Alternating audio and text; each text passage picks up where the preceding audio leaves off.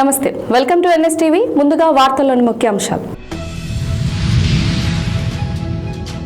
మంచిర్యాల జిల్లా లక్కేటిపేట కీర్తిశేషులు Kokkirala Raghupathi Rao charitable trust ద్వారా రంజాన్ కానుకగా లక్కేటిపేట పరిధిలోని ఎస్ఆర్ఆర్ ఫంక్షన్ హాల్లో ముస్లిం సోదరీమణులకు రంజాన్ తోఫా పంపిణీ చేసిన మంచిర్యాల శాసనసభ్యులు శ్రీ కొక్కిరాల ప్రేమ్ సాగర్ రావు, మంచిర్యాల జిల్లా డీసీసీ అధ్యక్షురాలు కొక్కిరాల సురేఖ. ఈ సందర్భంగా ఎమ్మెల్యే ప్రేమ్ సాగర్ రావు, జిల్లా డీసీసీ అధ్యక్షురాలు సురేఖ మాట్లాడుతూ ఎన్నికలకు సంబంధం లేకుండా ప్రతి సంవత్సరం రంజాన్ పండుగ సందర్భంగా రంజాన్ తోఫా ఇస్తున్నామని చెప్పారు. ఏదైతే రంజాన్ తోఫా ఇస్తున్నారో పెద్దలు గౌరవ ప్రేమ్ సాగర్ రావు గారు, వారి తండ్రి గారైన రఘుపతిరావు ట్రస్ట్ పేరు మీద ఈ రంజాన్ తోఫాను ఇవ్వడం జరుగుతున్నది. మీరు వారిని మీ పెద్ద మనసుతో మీరంతా అమ్మలాంటి సురేఖ మేడం గారిని, మన శాసనసభ్యులు ప్రేమ్ సాగర్ రావు గారిని దీవించాల్సిందిగా మరి మీ అందరినీ ఒక్కసారి వేడుకుంటున్నాం. మరి మీరంతా ఒక్కసారి అల్లాను ప్రార్థన చేసి మీరంతా వారిని దీవించాల్సిందిగా కోరుకుంటున్నాం. ఏదైతే మీరు దీవిస్తే మరి గౌరవ ప్రేమ్ సాగర్ రావు గారు 10 కాలాల పాటు చల్లగా ఉండి మన నియోజకవర్గాన్ని అభివృద్ధి చేసే అవకాశం ఉంది. పోచారం గ్రామంలో కాంగ్రెస్ పార్టీ సీనియర్ నాయకులు తాళ్లపల్లి వెంకటేష్ ఆధ్వర్యంలో Lions club of Hyderabad shepherd అధ్యక్షులు లయన్ రొయ్యూరు సురేష్ సహకారంతో ఉచిత వైద్య శిబిరం ఏర్పాటు చేశారు. ఈ కార్యక్రమంలో ముఖ్య అతిథిగా లయన్స్ క్లబ్ 320D జిల్లా health camp chairman lion doctor Vijayaranga, doctor Chandrashekar హాజరయ్యారు. ఉచిత వైద్య శిబిరంలో ఆరోగ్య ఆసుపత్రి, శ్రీ లక్ష్మీసాయి డెంటల్ హాస్పిటల్ వైద్య సిబ్బంది 300 మందికి ఉచితముగా బీపీ, షుగర్, జనరల్ చెకప్, కంటి పరీక్షలు, దంత పరీక్షలు నిర్వహించి ఉచితంగా మందులు, కంటి అద్దాలు అందజేశారు.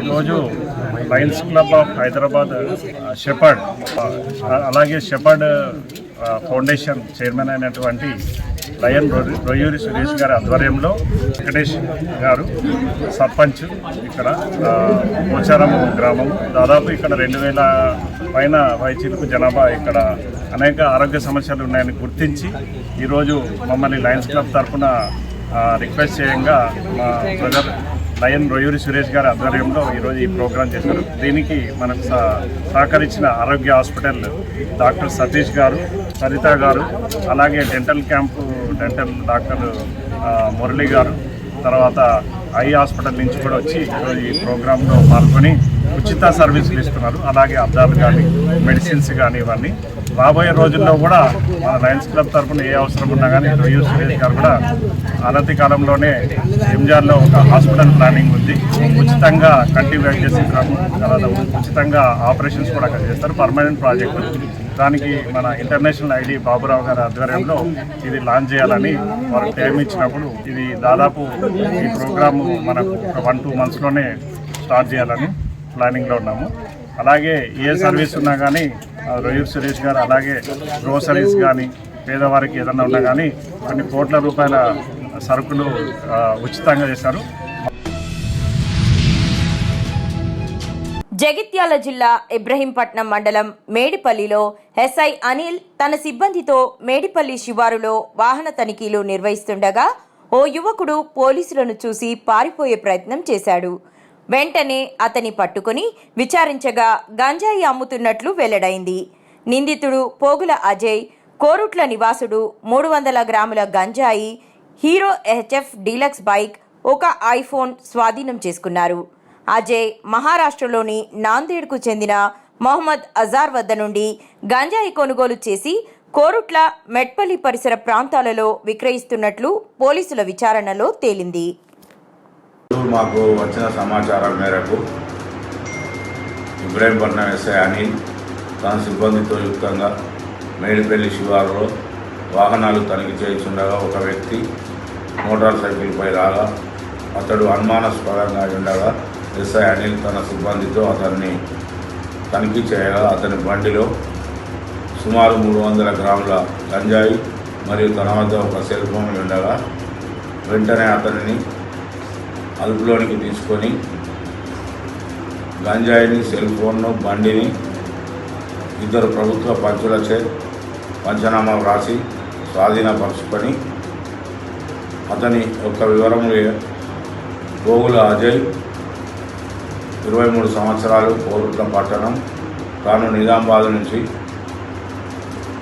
అజార్ అనే వ్యక్తి వద్ద గంజాయిని కొనుక్కొని తీసుకువస్తున్నానని, అటు గంజాయిని కోరుట్లలో ఇతర వ్యక్తులకు చిన్న ప్యాకెట్లుగా తయారు చేసి 500 రూపాయల చొప్పున అమ్ముకుంటున్నానని తను తెలుపగా అతనిని అదుపులోనికి తీసుకొని తదుపరి చర్య నిమిత్తము ఈరోజు అతన్ని రిమాండ్కు తరలించడమైనది.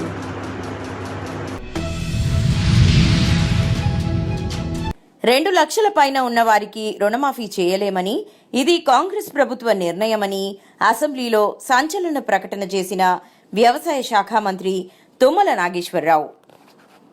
ప్రభుత్వ నిర్ణయం మీకు ఇప్పుడు ప్రత్యేకంగా చెప్పదలుచుకున్నది ఏంటంటే, ప్రభుత్వ నిర్ణయం 2 లక్షల వరకు ఉన్నటువంటి రుణమాఫీ 2 లక్షల పైన లేదు. 2 లక్షల వరకు ప్రభుత్వ నిర్ణయం చెప్తున్నా. 2 లక్షలకి వరకు కుటుంబానికి 2 లక్షల లోపు ఉన్నటువంటి కుటుంబాలు 25 లక్షలు మా దగ్గరికి చేరినాయి అధ్యక్ష. వాటికి మించి వల్లే 20,616 కోట్లు జమ చేయడం జరిగిందని చెప్పి గౌరవ సభ్యులకు సవినీయంగా మనం చేస్తున్నా. మీరు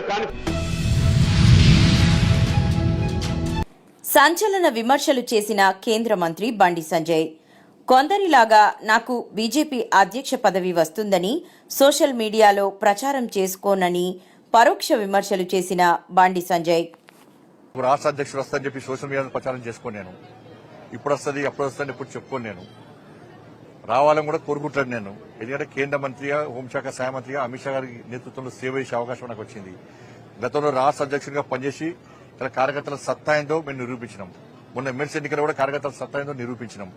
8 ఎమ్మెల్సీలు 8 ఎంపీలు గెలిచాం, 8 ఎమ్మెల్యేలు గెలిచాం.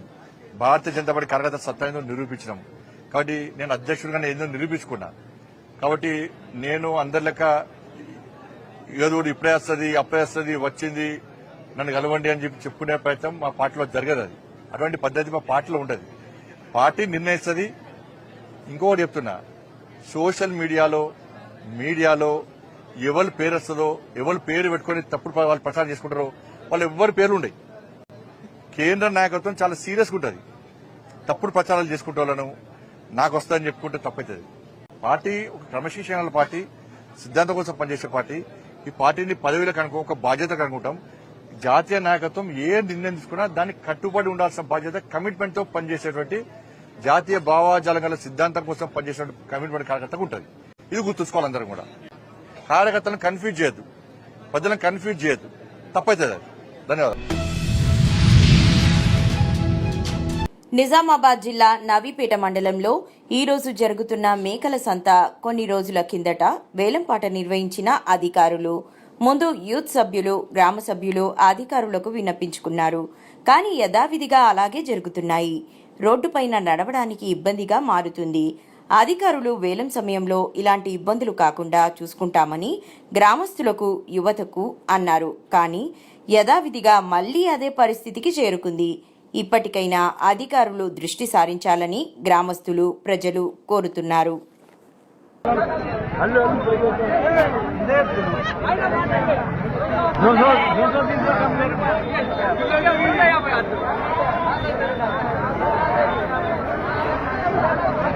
Gracias.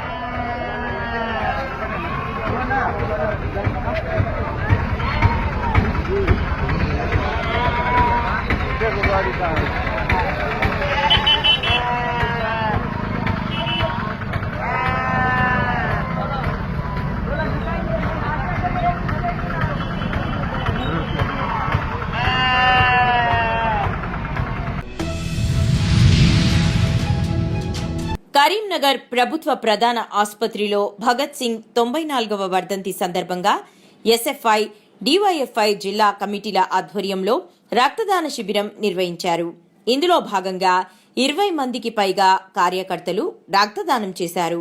అనంతరం వారు ఎన్ఎస్టీవీతో మాట్లాడుతూ నేటి విద్యార్థులు, యువత భగత్ సింగ్ గారిని స్ఫూర్తిగా తీసుకుని భవిష్యత్తులో ముందుకెళ్లాలని తెలియజేశారు. అతి చిన్న వయసులోనే దేశం కోసం ఉరికంబం ముద్దాడిన గొప్ప వ్యక్తి భగత్ సింగ్ అని తెలియజేశారు. నేటి యువత వారి జీవిత చరిత్రను అధ్యయనం చేయాలని తెలియజేశారు. రక్తదానం చేయడం వల్ల ఎంతో మంది జీవితాలను కాపాడిన వాళ్లమవుతామని, తరచూ రక్తదానం చేయడం వల్ల మన శరీరంలో కూడా ఎలాంటి సమస్యలు రాకుండా ఉంటుందని అన్నారు.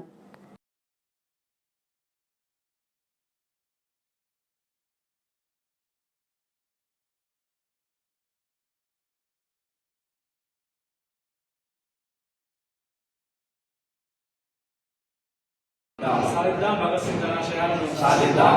జోహార్ భగత్ సింగ్, జోహార్ జోహార్ భగత్ సింగ్, జోహార్ జోహార్. ఈరోజు ఎస్ఎఫ్ఐ, డివైఎఫ్ఐ జిల్లా కమిటీల ఆధ్వర్యంలో భగత్ సింగ్ 94వ వర్ధంతి సందర్భంగా బ్లడ్ డొనేషన్ చేయడం జరిగింది.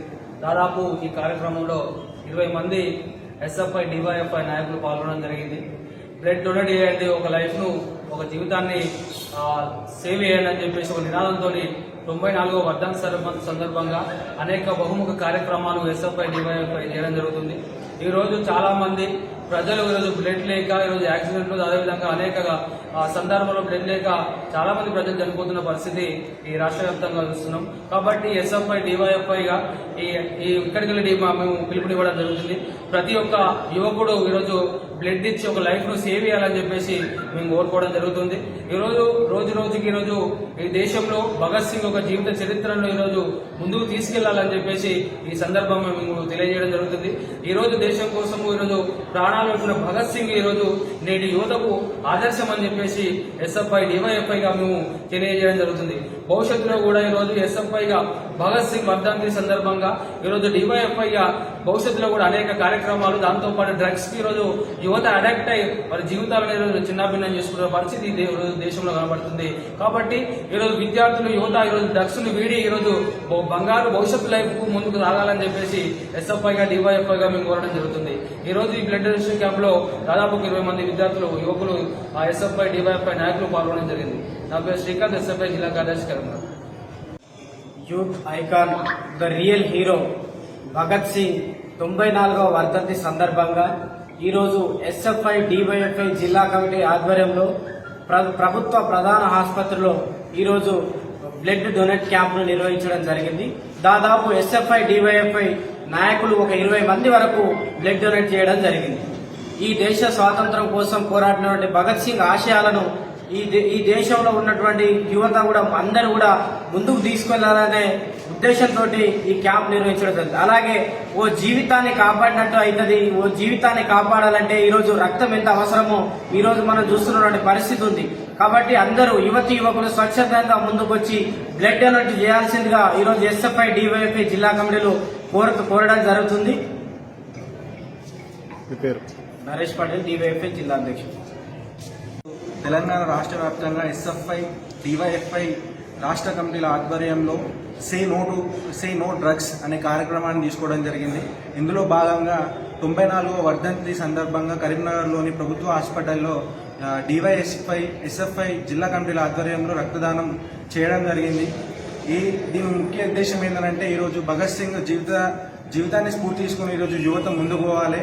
కానీ ప్రస్తుతం ఈ తెలంగాణ రాష్ట్రంలో యువతనైనా విద్యార్థులైన బెట్టింగ్ యాప్స్ కొను డ్రగ్స్ కి అలవాటైన పరిస్థితి మన తెలంగాణ రాష్ట్ర వ్యాప్తంగా ఉంది. మన తెలంగాణ రాష్ట్ర వ్యాప్తంగా విచ్చలవిడిగా బెట్టింగ్ యాప్స్ అనేది ప్రమోషన్స్ అనేవి జరుగుతున్నాయి. దానికి బానిసలుగా యువత ఈరోజు అదేవిధంగా నడుస్తున్న పరిస్థితి ఉన్నది. అనేక మంది యువత బెట్టింగ్స్ పెట్టి ఈరోజు సూసైడ్ చేసుకున్న పరిస్థితి మన తెలంగాణ రాష్ట్రంలో ఉంది. అదే ఈరోజు చూసుకున్నట్టయితే బెట్టింగ్ యాప్స్ని ప్రమోట్ చేయడానికి ఇన్ఫ్లుయెన్సర్కి కొన్ని లక్షల రూపాయలు ఇచ్చి ఈరోజు వాళ్ళ యాప్స్ని ప్రమోట్ చేయించుకుంటున్న పరిస్థితి ఈరోజు తెలంగాణ రాష్ట్రంలో ఉన్నది. ఫస్ట్ గవర్నమెంట్ ఎవరైతే ఇన్ఫ్లుయెన్సర్స్ వాళ్ళపైన తీవ్రమైన చర్య తీసుకొని ఈ బెట్టింగ్ యాప్స్ని మొత్తం అరికట్టాలని చెప్పేసి ఈరోజు విద్యార్థి సంఘాలు, యువజన సంఘాలు మేము కోరుతా ఉన్నాం. ఈరోజు చూసుకున్నట్టయితే అనేక మంది అప్పుల పాలయ్యి బెట్టింగ్లలో పైసలు పోగొట్టుకొని ఇంట్లో చెప్పుకోలేక సూసైడ్లు గురేసుకుంటున్న పరిస్థితి ఈరోజు తెలంగాణలో ఉంది. దీన్ని వెంటనే అరికట్టాలి. అదేవిధంగా డ్రగ్స్కి ఇవాళ రేపు చూస్తున్నాం, గంజాయి అమ్మడం, డ్రగ్స్ సరఫరా చేయడంలో తెలంగాణ టాప్ ఉందని చెప్పేసి మనం చెప్పుకోవచ్చు. ఎందుకనంటే ఈరోజు అరికట్టడంలో మనం ఫెయిల్ అయినామని కూడా చెప్పచ్చు. డ్రగ్స్ పైన, గంజాయి పైన కూడా ప్రభుత్వం ఇంకా దృష్టి సారించి యువతకి మేలు చేసిన వాళ్ళు కావాలని చెప్పేసి మేము ఈ సందర్భంగా తెలియజేస్తా ఉన్నాం. నా పేరు వినయ్, ఎస్ఎఫ్ఐ జిల్లా ఉపాధ్యక్షుడు. చూసుకున్నట్టయితే ఎంతో మంది విద్యార్థులు డ్రగ్స్ కును బెట్టింగ్ యాప్స్ కి బానిస అవ్వడం జరుగుతుంది. ఎంతో మంది ఇన్ఫ్లుయెన్సర్లు చేయబట్టి వాళ్ళ మాయమాటల్ని నమ్మి 10 మ్యాచ్ అని చెప్పేసి, ఐఎక్స్ బెట్ అని చెప్పేసి ఇలాంటి బెట్టింగ్ యాప్స్ కి వాళ్ళు బానిసలై ఎంతో డబ్బులు కోల్పోవాల్సిన పరిస్థితి వస్తుంది. అది ఇంట్లో చెప్పుకోలేని ఎడల వాళ్ళు సూసైడ్ చేసుకోవడం కానీ వాళ్ళకు వాళ్ళు ఆత్మహత్య చేసుకునే ప్రయత్నానికి వస్తుంది. ఈ బెట్టింగ్ యాప్స్ వల్ల ఎంతో మంది తెలంగాణలో చూసుకుంటే గత నెలలు పడి ఎన్నో సూసైడ్ అటెంప్ట్స్ కానీ, సూసైడ్ కేసులు కానీ ఎన్నో నమోదవుతున్న పరిస్థితులు కనిపిస్తున్నాయి. అదేవిధంగా చూసుకుంటే విద్యార్థులు చదువుకి దూరం అవుతున్నారు, డ్రగ్స్ కి దగ్గర అవుతున్నారు. దానివల్ల ఏమిటి అంటే విద్యార్థుల జీవితాలు నాశనం అయిపోయే పరిస్థితి మనకి ఈ రోజు కనిపిస్తుంది. రానున్న రోజుల్లో కూడా ఒకవేళ వీటిని 2 లక్షల పైన ఉన్న వారికి రుణమాఫీ చేయలేమని, ఇది కాంగ్రెస్ ప్రభుత్వ నిర్ణయమని అసెంబ్లీలో సంచలన ప్రకటన చేసిన వ్యవసాయ శాఖ మంత్రి తుమ్మల నాగేశ్వరరావు. ప్రభుత్వ నిర్ణయం మీకు ఇప్పుడు ప్రత్యేకంగా చెప్పదలుచుకున్నది ఏంటంటే, ప్రభుత్వ నిర్ణయం 2 లక్షల వరకు ఉన్నటువంటి రుణమాఫీ 2 లక్షల పైన లేదు. 2 లక్షల వరకు ప్రభుత్వ నిర్ణయం చెప్తున్నా. 2 లక్షలకి వరకు కుటుంబానికి 2 లక్షల లోపు ఉన్నటువంటి కుటుంబాలు 25 లక్షలు మా దగ్గరికి చేరినాయి అధ్యక్ష. వాటికి మించి వల్లే 20,616 కోట్లు జమ చేయటం జరిగిందని చెప్పి గౌరవ సభ్యులకు సవినీయంగా మనం చేస్తున్నా. మీరు